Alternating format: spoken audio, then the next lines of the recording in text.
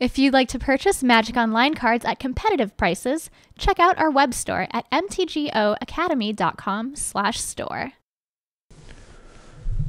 It is time to draft, and we are looking at a pack of Born of the Gods with Fated Conflagration as the rare card that I don't really like because it's triple red. The uncommons are all very powerful. Grave Spider in green-black, Reaper Zone in green-white. Every Worshipper is probably the weakest of the bunch, but still quite potent. And looking at the commons, there's Fall of the Hammer, which I like best out of all the commons in Born of the Gods. And nothing that really comes close. Araska Sanga and Nyxblood Eidolon are not really contenders here. Fall of the Hammer is a potential pick. I don't like passing the Fated Conflagration in the same pack though.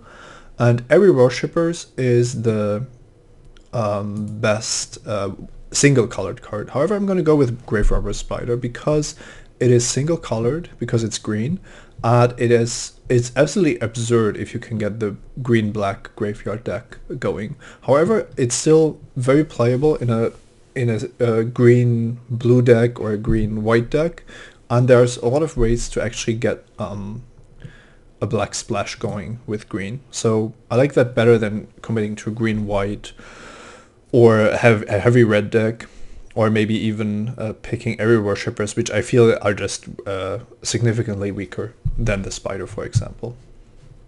I don't want to say that we're getting rewarded here, but Raised by Wolves is definitely a card I'm happy to see. Shrike Harpy is only so-so. Bolt of Keranos, Nyxblood Eidolon, Elite Skirmisher, and Loyal Pegasus are solid commons. I could see picking Bolt of Keranos if you start your draft with Fall of the Hammer or Fated Conflagration. I'm gonna try to avoid red because of the signals that I've sent, and I'm very happy to just continue drafting green here. Alright, these green cards are not amazing, so we'll look for some alternatives. Unravel the Aether is not a card I'm too fond of. Mindreaver is not good, so the commons are where it's at here, and that's pretty much Sudden Storm and Kragma Butcher. All the other cards are really not that interesting. Now the question is, have I put people into red with Fated Conflagration, Fall of the Hammer, and maybe the Bolt of Keranos? Or can I just pick the Kragma Butcher, which I think is a bit better than Sudden Storm? I know that a lot of people think that Sudden Storm is absolutely busted, but I really like my efficient creatures in this draft format more than my situational spells, so let's put it that way. I would love to pick up a black card here, but Necrobite is just not on the same power level, so I cannot really do that. I'm gonna go with the Butcher because I think it's better than Sudden Storm. I know that the signal I'm sending is pretty bad, but if red is truly open from the right, then I'm happy with the Butcher, and if it's not, then I can still move into other colors. One of the reasons I'm doing that is because of Grave Robber Spider. I have an inclination to actually go black-green rather than green-red or green-blue, so I'm not too set on my second color anyway. Here I'm gonna pick Swordwise Centaur, which I think is better than Nyxblood Wolf, and I see no reason to pick up a blue card now, so just gonna stay on course with the green cards and see where that takes me. This is, by the way, another advantage of this style. I don't really care too much if red is being drafted on my left, because I don't want to have many red cards anyway. So for example, this Everflame Eidolon, I'm going to pass it, and I'm going to expect my neighbor to take it. It's very powerful. It's superb in a heavy red deck, and I've passed Fated Conflagration, Bolt of Keranos, so Everflame Eidolon is just the perfect card to combine with that. I'm, however, going to just pick Swordwise Centaur and see where the journey leads me. It does mean that now red is probably not the color to be in. So let's see. Maybe I can find another color to play. Forsaken Drifters does work well with Grave Robber Spider, but it's not a card that I want to main deck ever, basically. I am also not interested in any of the double casting cost cards in other colors. That my mana is just not going to be supporting that. So while Forsaken Drifters is a playable card, I'm not terribly excited about it. I like Excoriate a bit better, so I'm just going to take it here, just on the off chance that I'm going to end up green-white. Alright, this is crazy. This is the third Swordwise Centaur that I'm seeing. And Aspect of Hydra could actually wheel. Not this one, but one we saw earlier. First, Band Raiders is nice and all, but 2-drops are so important in this format, and Swordwise Centaur is arguably the best one there is. Here there's Sailor Wayfinder, and that would be a card that works really well with the Grave Robber Spider. However, if I have 3 Swordwise Centaurs already, so I really want to keep the aggression going if at all possible. I'm still not interested in double red cards, but I think Servant of Timurid is going to be my pick here. It's not a super aggressive card, but it packs quite a punch, and Sailor Wayfinder is really designed for decks that don't want to play attackers on turn 2. Nyxborn Eidolon still in the pack, and Oresco Sunguide still in the pack. I'm gonna go with the Eidolon, because I think that black is just more likely to be open, and that's where I want to be. But it's still quite surprising to see that many good cards still in the pack. I like Grisly Transformation, but I'm not passing another Eidolon here. Necrobite is a card I'm quite fond of. I think the fact that you regenerate the creature that you're playing your trick on is quite relevant, meaning that you will never or rarely get blown out when you cast a Necrobite, and that's actually quite important in this format. And there's another one. Probably not starting both if I can help it, but it's always a nice filler. And it looks like I'm in pretty good colors here, with green and black flowing. I picked a red card, but I passed a lot of red, so I don't expect any red from the left. And the single white card I picked, I'm not unhappy that I have it rather than somebody else. Although, from my experience, white is very rarely wide open at any draft table in this format. So I'm actually happy not to be in white, as it's going to be drafted heavily by my experience. I'm also happy that the red didn't keep flowing from the right, because that would have been a bit more awkward with regards to what my left neighbor is doing. Opening up Nighthauler is a nice present. It would actually mean that I can now pick any kind of graveyard related cards a bit higher even. And then Read the Bones, Ordeal of Erebos are all solid. I would love to put an Ordeal on one of my 2-drops, especially the Centaurs, but I'm clearly not passing a Nighthauler. Alright, I'm gonna hide the red and the white now, because this is clearly a black-red deck now, with the Necrobites not necessarily making the decks. Keepsake Gorgon is kind of the auto pick. It is a bit more clunky than I would like, and the fact that I already have Nighthauler and I would be picking up another double black card means that Swordwise Centaur gets a bit weaker, gets a bit weakened. But what are the alternatives? Gnasting Cursor is not a card I'm putting a high priority on with that powerful 2-drops. Time to Feed, I don't really have great cards to use with. And then there's 2 Baleful Eidolons, but I have great 2-drops already, so Baleful Eidolon also drops quite a bit. So yeah, it's actually a pretty easy Keepsake Gorgon. I think in this format you always have to evaluate if Keepsake Gorgon is really the card that you want. And I would love this to be a black-green aggressive deck, but the way this pack has started means that I'm just going to go for a black-green value deck, rather than trying to be super aggressive with my 2-drops. And most of these picks here have been quite self-explanatory. This is a decision between Sip of Hemlock and Blood Tall Harpy. I'm going to take the Sip. It's always good to have some hard removal in your deck. And now, this is a true decision. Ordeal of Erebos is competing with Pharika's Mender. So it's either going to be the late game card in Pharika's Mender that's just going to guarantee that you don't run out of gas, that also has great synergy with all the graveyard effects, or it's going to be Ordeal of Erebos to just steal games by putting it on Swordwise Centaur or maybe a Servant of Timurid even. So I love the Ordeals, but the way this deck is developing, I think it wants to be the grindy mid-range deck that just happens to have very efficient 2-drops, which isn't a bad thing. So I'm gonna pass on the Ordeal. And another Pharika's Mender. I cannot really say no to that. It's going to mean that my late game is just going to continue consist of chaining Pharika's Menders, and that's a pretty awesome position to be in. Grey Merchant of Asphodel is not the best in this kind of deck, and I have quite a lot of 5-drops already, so picking up a Death Touch creature here is not out of the question.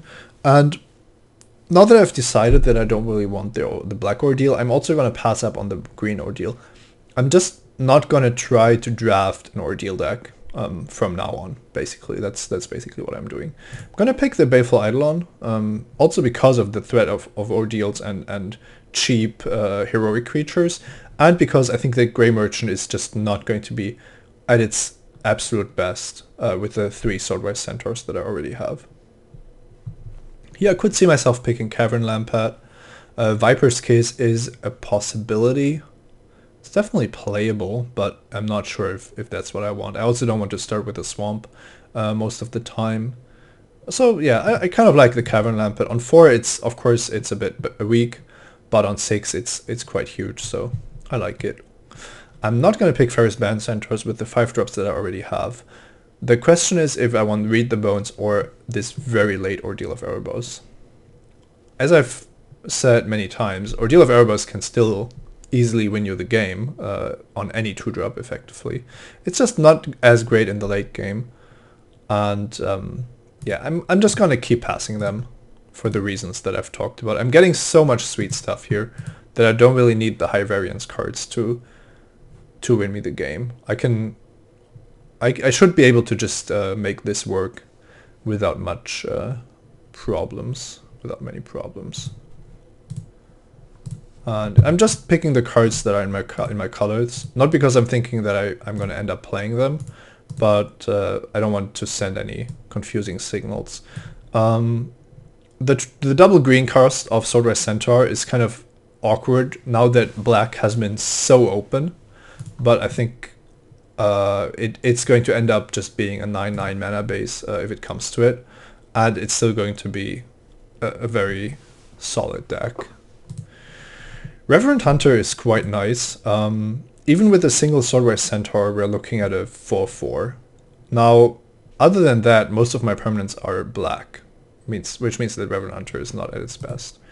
Question is if Pharika's Cure or Leaf Crown Dryad are actually better, or maybe the Tormented Hero. Now, Tormented Hero doesn't work at all with the Swordwise Centaurs. I don't think that would be a good idea.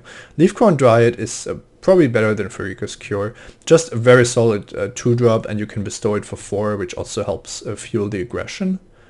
Yeah, I think the more I think about it, I think Leaf Crown Dryad is the pick over Reverend Hunter. There's just too high of a chance with this kind of setup that the Reverend Hunter is going to be a 3-mana 2/2. Which I don't really want in this format. Now another Grey Merchant. Now, we've just discussed that the Reverend Hunter isn't going to be at its best, but the more black cards I'm seeing, the more likely I am to want a Grey Merchant. And even though I have a couple of 5-drops, Grey Merchant just gains so much tempo when you play it that I'm going to pick it here. The decision is not close, I think. Only a Temple of Silence is a card that I would consider picking over the Grey Merchant because Bloodtroll Harpy is just so much weaker. One of the nice things about black-green is that you can actually play removal spells because you are just operating on a different axis. So I'm happy to pick a Lash of the Whip here. You do want a little bit of a backup when it comes to what your opponent might be up to. Oh, this is a stacked pack. Heliod's Emissary, Sedge Scorpion, Nimbus Knight, Hopeful Eidolon, Nylea's Disciple, and Lash of the Whip, and even a Returned Centaur, which works quite well with what this deck is trying to do. So the real quest, I don't think I'm hate drafting anything because all of these options are so good for me. I could actually, like, Commune with the Gods and Returned Centaur are both quite good with the double Pharika's Mender. I'm looking at the Lash of the Whip, but somehow I don't think that the Lash of the Whip is what I want to be doing in this kind of deck. I don't want a second Lash of the Whip. I could actually want just the Sedge Scorpion. I have a lot of Death Touch and ground defense already, but that would just mean that I can never lose on the ground, basically. I love Nylea's Disciple, but in this deck I'm actually taking Sedge Scorpion just for mana curve considerations. Disciple of Phoenix is a nice way to round up the 4-drop slot. And Vulpine Goliath is nice, but I have so much late game stuff that I don't think it's a high priority. Nobody wants all these cards. I'm going to take Voyaging Satyr here. I cannot see that going wrong. I've rarely seen that much that much black-green going around the table. It's absolutely baffling. Gonna take another Disciple here. The Voyaging Satyr also means that double black is quite easy to accomplish. Another Erebos Emissary. Sign me up. Also quite nice with Pharika's Mender.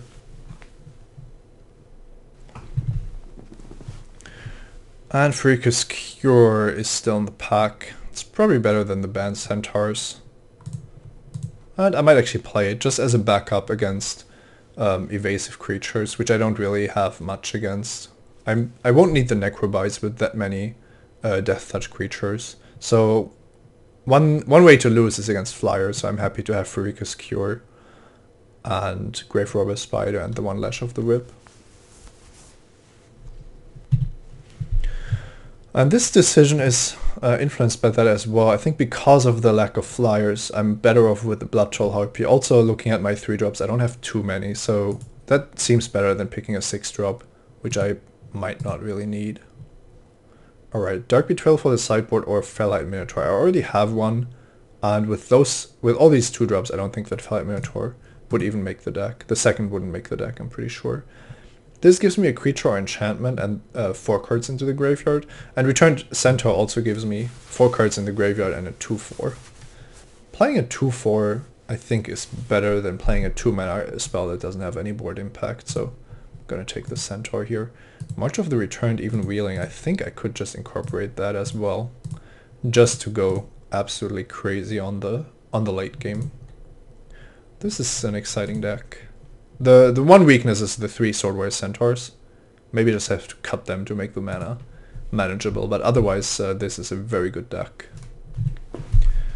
Alright, let's see what we can make of this. Black-green was just completely open at this draft. I would be surprised to play against another black player. I'm not sure about green. I didn't get like a ton of green cards, so there might actually be people drafting green. But this was just absolutely absurd. Also the amount of Bestow creatures I got, considering that Bestow is one of the best things you can do in the format. I'm very, very pleased about that. So I actually don't have too many spells. Only 6, if I counted correctly, and that's also because I picked up so many Bestow creatures. And that probably means that I'm going to run 18 lands, 6 spells, and then I still have space for 16 creatures. And I really only need the best creatures. And my late game should be very, very solid. I cannot really see myself flooding with such high quality cards in the long run.